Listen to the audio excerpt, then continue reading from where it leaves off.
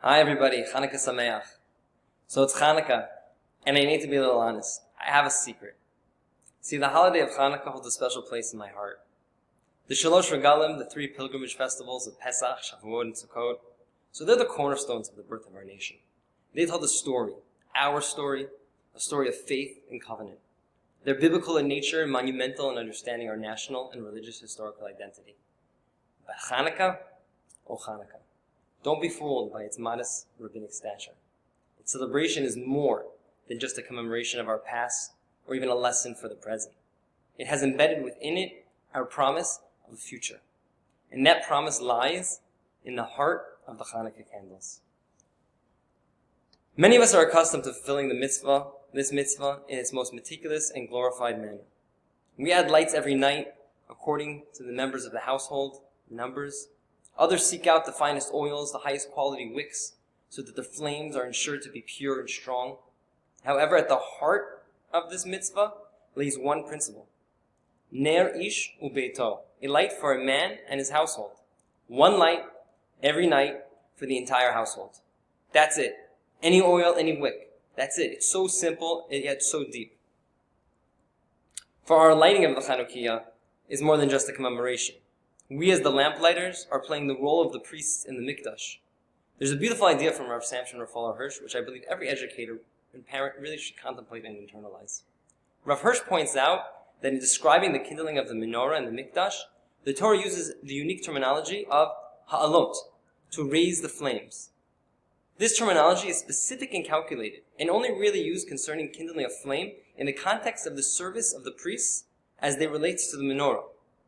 The Gemara derives from this unique language that the priest needs to light the menorah in a very unique way, so that the flames arise by themselves, so that they're self-sustaining. Rav Hirsch explains that the service of the priests in the Mikdash were only half their job. Their other job was their service to the community, as educators and teachers. And just as the priest needed to kindle the lights of the menorah in a manner in which the flames would arise by themselves and be self-sustained, so too they must kindle the fire within each student so that their internal desire to learn and grow arises by itself, and their ability to continue along that path is self-sustained. This, explains Rav Hirsch, is the job of every educator, and by very nature, the job of every parent.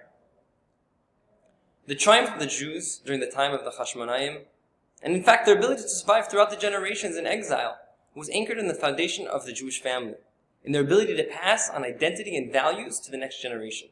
And the Greeks understood this. That's why their decrees were against this foundation. But to no avail. For Matisyahu ben Yochanan Kohen Gadol Hashmonai Ubanav eventually revolted. And they defeated them. It was the high priest and his children who led the revolt. It was not any revolt. It was the family. We commemorate the miracle and the victory of Hanukkah by focusing on what merited.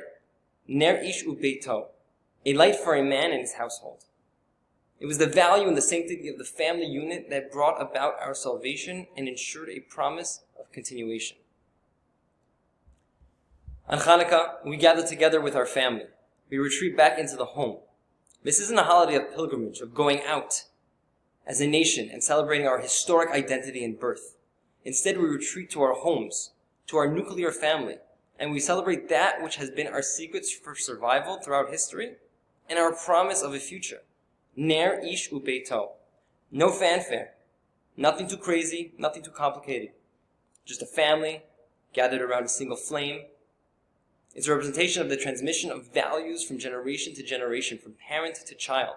It's a focus on our responsibility and privilege to kindle those dear lights so that they arise by themselves and are self-sustained. And when we keep that at the center, our homes will be that much brighter, and our future that much more promising. This Hanukkah, no matter where we are or who we are able to be with, let us be reminded of the lessons of the lights. Hanukkah Sameach.